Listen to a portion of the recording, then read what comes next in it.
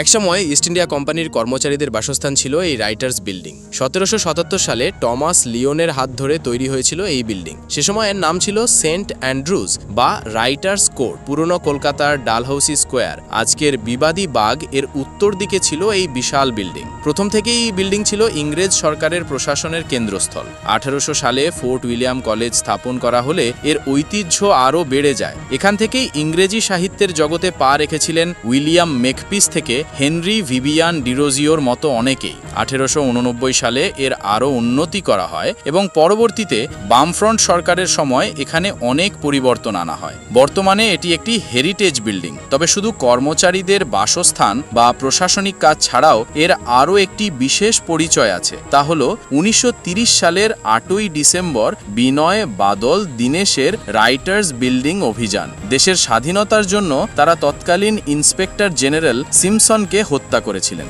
এরপর পুলিশের সাথে তাদের গুলির লড়াই হয় এবং শেষ পর্যন্ত তারা ধরা না দিয়ে আত্মহত্যা করেন।